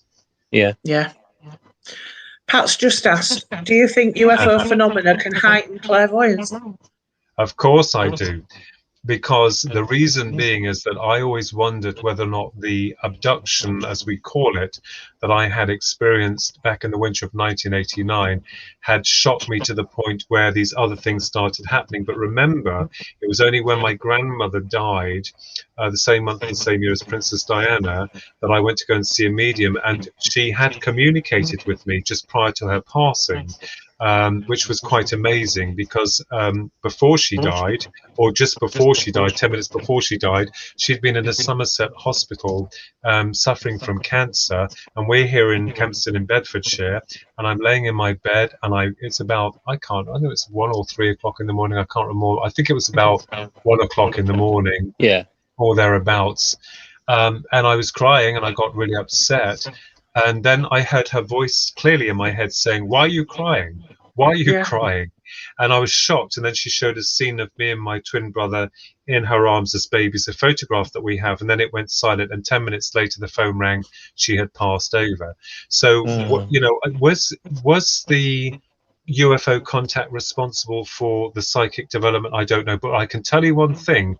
Psychic people have interactions with UFOs, and people who've had UFO experiences then tend to generate psychic abilities and also creative abilities. Even people who've had near-death experiences come back completely changed. So I think an alteration in the frequencies or dimensional frequencies of them interacting with us, or us going into their level of reality, does create a change. So astronauts as well in space will tell you that when they go out there in space, they come back changed. They can't explain it, because they are changed. Their processing has changed. Their concept, the way that they think, changes.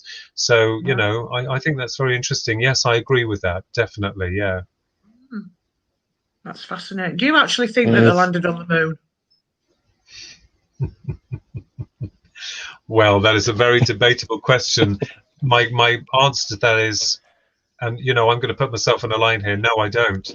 And I think and feel that, you know, there's been a lot of work that's done by many researchers, whistleblowers, and don't take my don't take my thoughts. Go and look for yourself.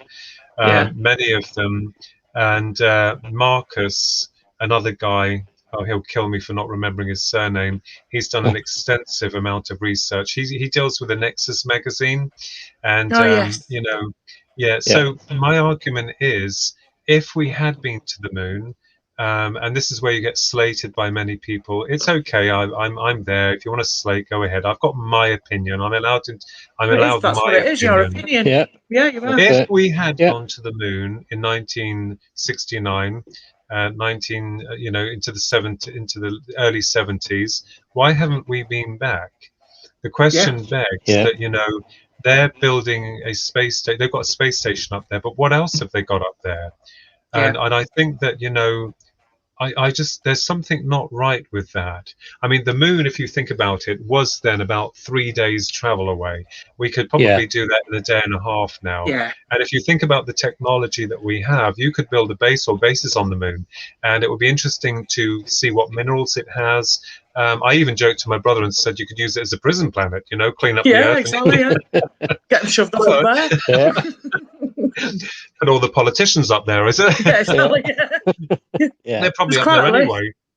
But you hear all this about secret space programs, and I know that there's a Professor Joseph Farrell, and he has written a lot of books on this, as well as other researchers. Now, I know it's a tall order to swallow with regards to a secret space program, but look what happened to Gary McKinnon here in England. When he, got into a US database system and saw a list of off-world officers, and also an object that seemed to be huge that was above the Earth. Now, what's interesting about all of this is that, bless his heart, he has an illness, and it's amazing how they accentuated that. And then he was, before he was going to be extradited. But with Nige Ross, my good mate Nige Ross, who's part of Newport's National UFO Reporting Service, we wrote a letter to Theresa May, and explaining about our UFO group, and wanting to bring everything to the table and being honest and creating an organization where we bring all the researchers together and work with you. And you know what? We got absolutely silence back. We got nothing back. And these are the people that we are supposed to rely on to offer advice or support. And with all the money, I'm sorry I'm going to say this, all the money they get paid, they're not there for the people. In fact, I think a lot of them are out for their own means. Yeah, they are. Yeah, definitely. So I believe that, going back to that question, I think there's a reason for this cover up, and it's either. Notice how the system demands a conspiracy. It needs to conceal its own. So the public are left. Well, one half will say, well, yes, of course they went to the moon, and the other half will say, no, they didn't. Now you've got to take into consideration a lot of those people who will create any crazy claims, but look at the facts. Half says yes, half says no. There should be no doubting that whatsoever. There should be not a question of doubt with most of the things. Not everything is a conspiracy with regards to everything's a conspiracy. There are certain events that occur that are under the watchful eye of the good general public, and they can smell a rat. And this is why a lot of people are like saying, hang on just a minute, that doesn't make sense, or what, I've discovered this. And you'll find this repeatedly. So, we do know that the system that we serve, and taking into, not so much as life after death, because then the system that we serve is not really bothered about that, because they understand that that is something that's ethereal and you can't really bring that evidence. It won't really affect the people. But what will affect the people is the UFO UAP phenomena, because that is presenting itself without any form of control. They can't control it. And this is why I believe that they are trying very hard to instigate these deliberate attempts to sabotage any form of legitimacy to the cases at hand. The Tic Tac UFO, incident is one prime example, not the only example, but one that hit the media net headlines, and it's like, whoa, the Navy, and everyone takes the Navy seriously. So are you going to tell me that the Navy are deluded? No, because those men and women who are trained in our armed forces, and God love every one of them, they are trained to know fact from fiction. They're trained to report only what they report.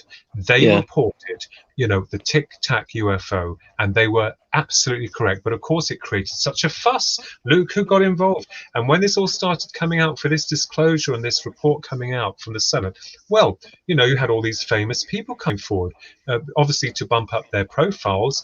I've always believed in UFOs. And notice how when the report came out, it didn't give much of anything. It all went quiet. I rest my case. I rest my case. Yeah. There we have it, ladies and gentlemen. That's exactly how the media cartel and those other organizations operate. Yes, it is. It's disgusting. Disgusting. Yeah, true. Comment from Pat. I find threatening to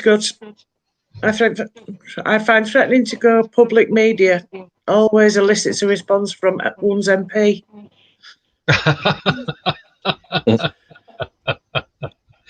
Well, they're not all bad. I mean, my brother and I did know a rather very prominent MP, and he's a lovely man with his wife. But not all of them, but a lot of them are. And I think what happens here, what happens is when a certain person reaches a level of authority, we have to understand to a degree that they are mere puppets to the system that we serve, and that they will do as they're told. In fact, very gently, Her Majesty the Queen, God love her, she has an organization that tells her where to go and what to do. It's not something that she wants to do. People have to understand that the crown is a job for life. The royal family, it's not all glitz and glamour. They have to be told what to do because they represent the crown. They work under the crown. That is how they operate. Known that long before the series came out. Now, with regards to politicians, especially those in high power positions, they again start off with good intentions, and then I believe what happens is they get corrupted on a mental level by other powers that will tell them this and tell them that. You'll do this, you'll do that. It's no different from, you know, giving an example when you start a new job, and you know, when you start a new job somewhere, you're told by someone else what to do, and you make sure you do it. Otherwise, you're out there. And as you go higher up in the ranks, as you build your way up there, you'll find how more pressured and difficult it is, where the top boss wants impossible results, and you will get those results. So we don't always see what's going on behind the scenes, and I believe that a lot of them, not all of them, not because a lot of them are corrupt, but a lot of them are under the hammer, the thumb.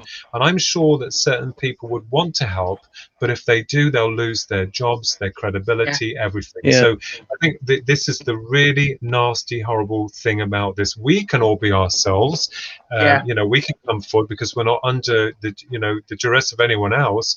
But those people I feel sorry for because they're being pressured. So who are these people? Where are these nameless, faceless bureaucrats? You know, and they are there. Oh yes, they are there. They're all hiding, aren't they? They're not going to show themselves. No, of course not. No, of course not. And that's when you go down the rabbit hole. You go deeper down the rabbit hole into the hall of smoke and mirrors. And are all governments worldwide in on a conspiracy of silence? Stargazer and Tell. Sorry. I believe that the American organizations, the American superpowers, want to be the central hub of, you know, all forms of technology. I believe that places like France and Poland and Russia and other areas, some of them are quite willing to open up their files and say, yeah, UFOs are real. But I think that from, you know, the superpowers, they want this technology for themselves. Now, let's just take another example here. You know, my understanding through the theoretical work I've done goes into areas of the dangers, of inherent dangers of cloning the soul and so on and so forth, with regards to the greys and what they may be after. But let's just look at it this way. Have we considered that, you know, people say, well, if they're on an ethereal level, how can they come in on the physical? Well, look at us. We have a physical mass and we have an ethereal mass that we can't see, called consciousness. Now, these beings may, as they descend through to the dimensions, they solidify, they seem to interact or, you know, build up within this reality, and they become corporeal. That much is evident. And there has been a case where I spoke to Philip Mantle and said that, you know, he said a bit like the Borg, some of them could actually start to extract some of the materials in order to build themselves into this reality, using our materials to infuse with their mindsets. I mean, it sounds super fantastic, but it could be possible. This is why we're so puzzled by what we find with them. So I believe that the superstates, the American superstates, have kept a lid of silence on this. That much is evident. You know, you can find that out anywhere, especially since the inception of Roswell, New Mexico, which I believe did happen, although, you know, many decades later, a lot of people can claim anything. But the original case itself was quite spectacular. And I believe that at that moment, the military-industrial complex decided that they could not explain to the general public about the reality of UFOs and therefore wanted to keep a lid on it. Now, what's interesting is that the military at that point created their own conspiracy because, let's face it, a few contradictions to the Roswell case. First of all, they reported that a flying disc had crashed. It had crashed. A flying disc had crashed. Then, in less than 24 hours, it was changed to a Mogul weather balloon, no less than a Mogul experimental weather balloon. Now, so secret and experimental that they showed parts of this Mogul experimental weather balloon on the front pages of the papers with Major Jesse Marcel kneeling in front of them. And it was that top secret, ladies and gentlemen, it was that top secret that the military didn't even know it was out flying, and they didn't even know where it was. So now work that one out. I was actually watching the documentary on this 2 nights ago, and the guy that originally found it all, I can't remember his name, he had to, he had all the pieces and that, and then when the press came and the military and all that, and he was stood there, he said, like, these are the bits that you found, he wouldn't do the interview, because it's like, no, that isn't what I found. That's nothing like anything that was Mac that he recovered. Yeah, and also Major Jesse Marcel, they didn't want to go. They had to because those superiors they were commanded told it. that they had to do it. Yes, that's right. Yeah. So it would be amazing. Again, we all need to team up and break in there and get the aliens, look at them, and examine that material. I mean, it would be fascinating, wouldn't it? Oh, But yeah, unfortunately, we can only dream in terms of that. But in the reality, there's a lot of contradictions. This is why the media cartel and those in authority are quite stupid, really, because they believe that we're stupid. One example of that, completely unrelated to ufology or spiritual explorations consciousness. You look at your AOL system on a daily basis, okay, and you'll see what it's pumping out. And also it says warning, disturbing footage. It wants you to watch that. Yeah. So you can see that the system is trying to disable through fear and control to program the individual. And people say it's a conspiracy, but look at what's going on in this world today. People are much more angrier. They're frightened. There's this gloom over the world. It's incredibly depressing. So it is, yeah. Alison's asking about the Men in Black. yes. Any experience No. with the Men in Black? I haven't, not yet, but there's hope because I want to really have a good look at them. Yeah. But they are true. And I know that in the new book, You, the Public Deceived, there's a case in there, Paul Sinclair and also Bob Brown, who hosts this wonderful radio show Over the Rainbow. He had a very strange dealings with two men in black when he was looking after a friend's house. Yes. And so, he's a guy who is so down to earth. Yeah. Lovely guy. But I do believe in them, and I do consider that the Men in Black are some type of connection with the UFO subject. I don't believe that it's our secret services doing it. But the strange thing is that on a psychological level, I mean, I know the films were great with Will Young, the Zap and You Forget. I mean, I love that. I mean, you've got to have a sense of humor with this. But the Men in Black, the real Men in Black, would ask the person not to talk about what they've seen, and otherwise something will happen to them. But that's like giving it away. And they know that people will talk. We're all human. Let's be honest here. We're all human. We all talk. If someone told you not to say something, you can guarantee your bottom dollar that you'll tell your best friend that won't say anything. You need to get it off your lips. Yeah. So I do believe the Men in Black are very strange, and they seem to be part of this phenomena. But I think it's more to do with the individual. I think we tend to think of the experiences being like, oh, I've just seen a UFO, I shouldn't have seen it, it's out there. But maybe you were meant to see it on another timeline. Maybe it's infused to change you and the way you view your reality. We just don't know. But they're kind of scary if they're going to do that. I mean, they're almost like the living dead. They look dead anyway. Very scary, but I'd love to meet them myself, because I'd like to just take their glasses off and have a good look underneath there. But they may take out the pen and then make me forget. Flash you with the flashy thing. Yeah. No, ancient Ruby says Men in Black are horrible ETs. I do think they are ET. I do agree on that. They are connected to the UFO phenomena. They are not nice. They more often than not leave the person who's experienced them in a lot of trauma, very scared. And that's why sometimes the military will then come in, because they're kind of like snooping around to know what these things are.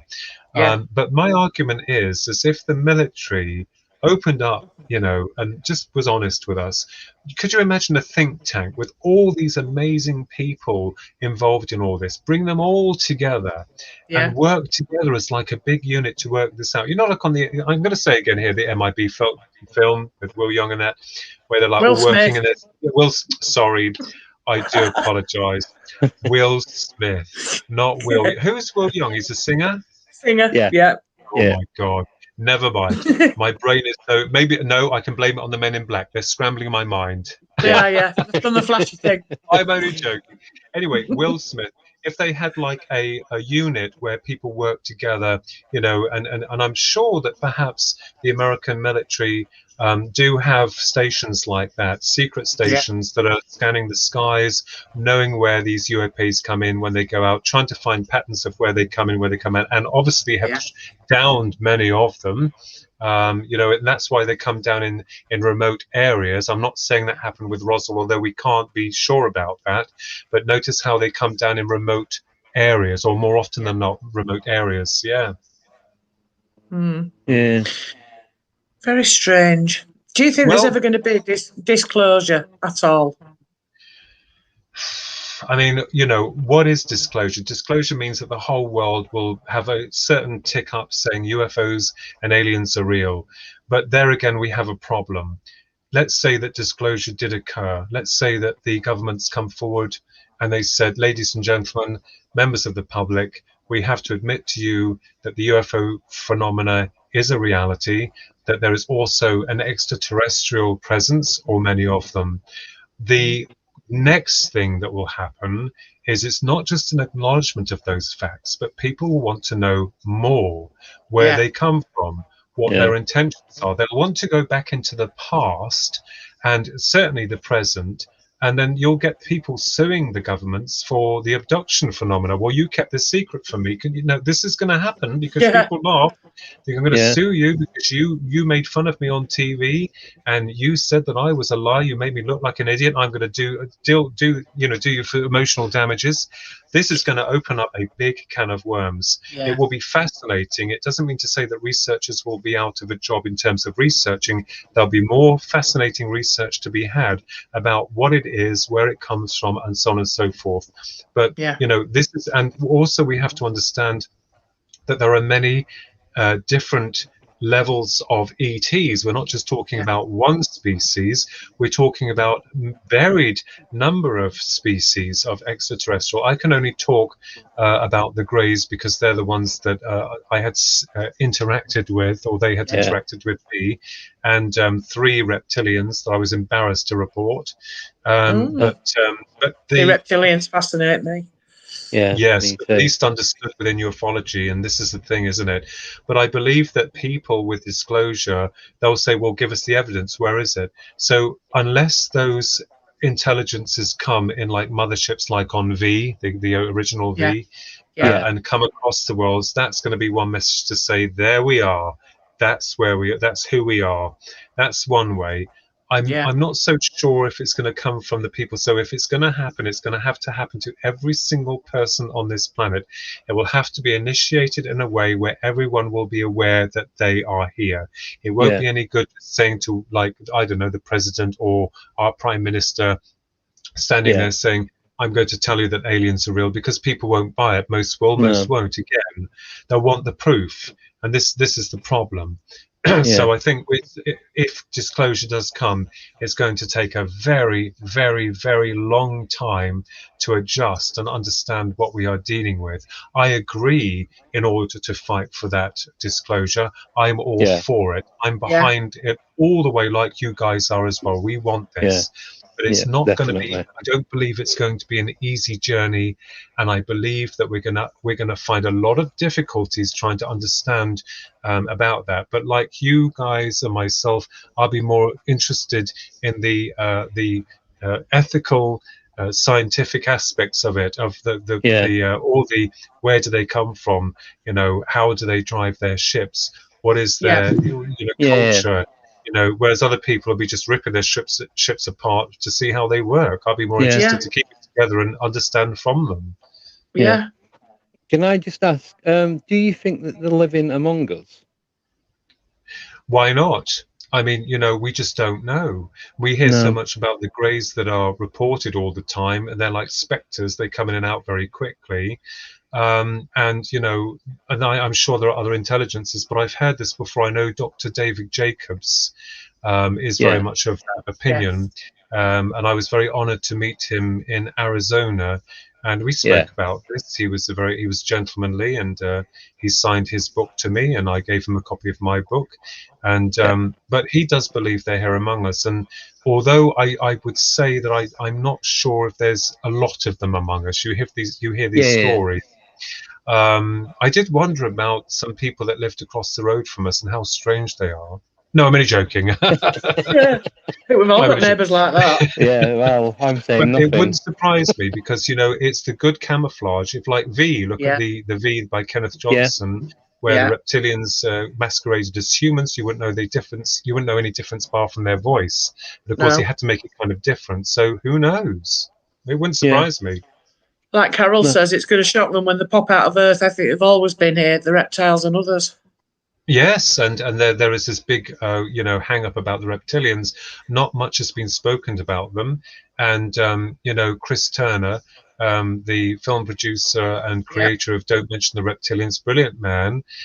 You know, he's right, and of course I know he interviewed David Icke, the wonderful David Icke. And you know, it's quite bizarre, but they are, people assume they've been on this planet for a long time. I don't doubt that. You know, what better place to have also for other extraterrestrials is a base under the sea where we can't get to them, or deep inside the Earth itself. You know, so we've got to take into account all of these levels of high strangeness, and most of which have been reported consistently by people all over the world. And you know, being right in front of us under the ocean, and there have been many reports. I know of a good friend of mine who's passed over now, who told me when he was in the Navy, he actually saw a silver craft, a spherical craft, come out of the ocean and go into the sky, and they were all told not to speak about it. So you know, if they can go into space, they can go into dimensions, and they can go under the water. So you know, I agree. Totally there. Well, Paul and Bob had that experience, didn't they, off Bempton Cliffs, where they looked down and there was the lights in a triangular, and the steam coming off the lights under the water. Yes, and that's quite unnerving. I mean, I do remember a film that was done many years ago. It was called, I think it was on the cinema, and I think it was like a fill-in.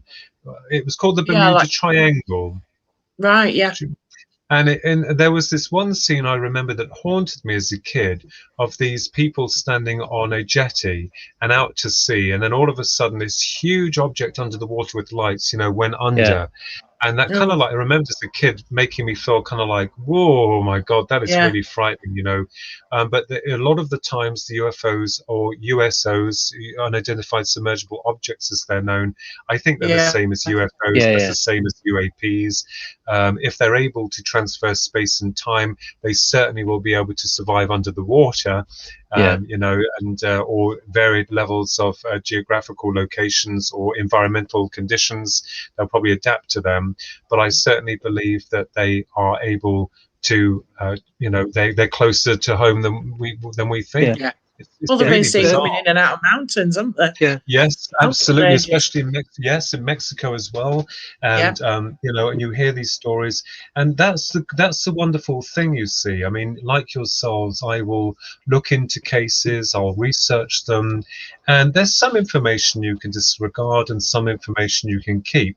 But in all of the books, and I mean, I probably have only scratched the surface throughout my years, but all of the books that I have read categorically proves one thing, that whatever it is, it's not from this planet.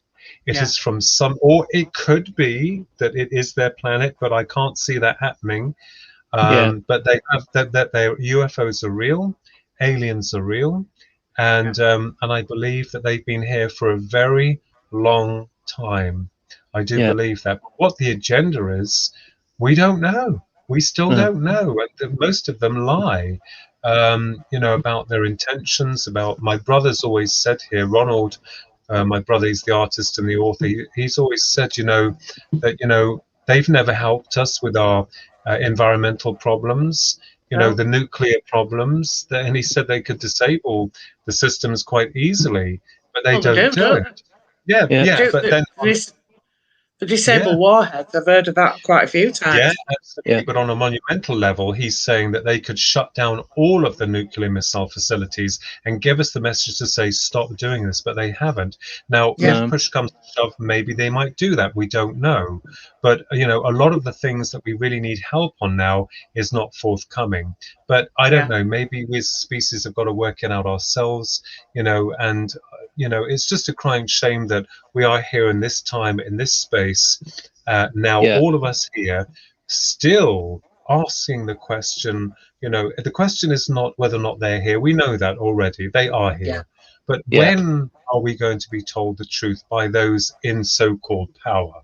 And they're only powerful by position and money. They're no different from you and I. But when are they going to, tell us, that we to stop the media from, picking at us and making an example of us, to make out that we're wearing tin hats and conspiracy theorists? When all along they're the conspiracy theorists because they need one, as I said before, to hide their own. It's a complete contradiction, Exactly. Yeah. Crazy. Can I just say, the reason I asked that question is I've had an encounter or an experience. I've only told a couple of people about it. I'm not going to say anything now, but if I have a chat with you when we finish this and see what your take is on it. Yes. Is that okay? Yeah. Yeah. Yes. Yeah. Okay. Yeah. Jay wants to know if do you believe that there is some sort of prime directive in use? Oh yes, definitely. I mean, one of the areas, I'm no expert, but one of the areas that I've been looking into is the Greys. And they definitely appear to have a prime directive. And remember, with the Greys, with regards to the Greys, they come across as a blank canvas with no personality. And it's almost as if they're trying to engineer themselves into what we are, because we are individual. This is why I've argued within my theoretical work about the inherent dangers of cloning. And I mean on a scientific level, not on a birthing cycle here. And if we look at the way that our system is running at the moment, what's happening is that they don't want us to be individual. They don't want us to have our own minds. They want us to be all plugged in to the same system. And I think this is dangerous territory. And this is what I'm arguing for on a theoretical level, because, the Greys themselves do have their own agenda. And, quite what that agenda is, we can only speculate. But, it obviously is to serve their own needs. But there again, as a human species, we will do the same. But I do believe in a prime directive, but I'm not so sure about a universal one. I believe that, on a spiritual level, we have our own prime directive individually with our journeys that we walk. But I think that the prime directive of the Greys, for an example, is more intent for the whole of them as a species. We can call them a species, at least. Yeah. Who knows? Makes you wonder what it's all about. This is the question it always raises, isn't it? Where do we fit into all this? What's it all about? Well, I do joke with people because I've got a wicked sense of humour. I say, I'll tell you what, I'll have the answers when I'm about 70, but you'll have to come to the mental institute, and my room number will be 666.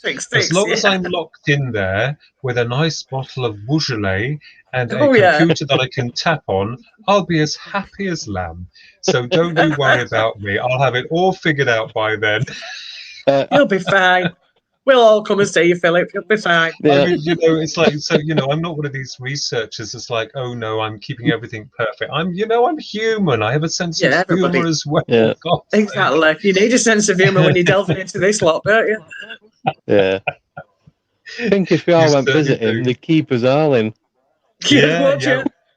None of us would get out. Well, I think it's amazing, and I think it's incredible that we're dealing with a reality that's being denied still by the system we serve. But we can continue to fight, and for that truth, and work together as opposed to against one another, working together as a united force. And I can say, Debs and Andy, that we have a really good team, don't we, behind us? I mean, with all of us connected, a lot of us are working for that truth. Although we've got our own journeys, we share in that. So that's the wonderful part, I think, is wonderful. So anyone out there doing your own research, good on you. And, keep at it, believe in yourself, and, be honest and truthful. That's all I say to you. Be honest, and you can't go wrong at all. You cannot. Exactly. Trust me on that one. Exactly. 100%. Definitely. I think that's a good place to bring it to a close. Oh, gosh, it did go quick, didn't it? It did. 2 hours go in no time. It's brilliant. Flies by. Thank you so much for having me on. No, thank you for being here. It's been absolutely brilliant. Pleasure. Honestly, that's okay. And if I could just say, if you want my books, they're on Amazon. Though the other ones that were published by publishers are out of print now. But I did bring A Passage to Eternity. They reprinted that through No, that's through Amazon. Sorry, I've written so many books, I can't remember them all now. Yeah. The new ones are on Amazon, basically. There. Yeah. No, So- that Passage to Eternity. That was the one I've just got. Thank you. I'm Yes, just starting yeah. to read that one. Oh, So, lovely. Oh, yeah, Joey, so- lovely. Thank you. Bless your heart. Thank you so much. And we're all amazing. Remember that. And until we get up in the morning on our hairs up here, and then we've got to Oh, invent yeah. ourselves. The wheel goes round. Oh, God. It does, you're right. Oh, God, it's so tiresome, isn't it? Yeah. Yeah. But we still do it. Yeah, we do, yeah. Keeps us going, keeps us ticking. Yeah. Lovely. It does. So, Right, well, thank you everybody for joining us. It's been absolutely brilliant. yeah, massive thank you to everyone. Thank you to Yeah, all the big thank you new to Philip. listeners, viewers, subscribers, and everything else. It's been an absolute pleasure tonight. It has, it's been brilliant. Yeah, I'm just sat here fascinated, as I always am. So thank you, Philip. Yeah, been a you're very pleasure. welcome. Thank you so much, and thank you, Nellie Kelly. And it's really sweet of you. Remember, we're all connected. We're all brilliant. We are. So So on it's that note, good night from us all.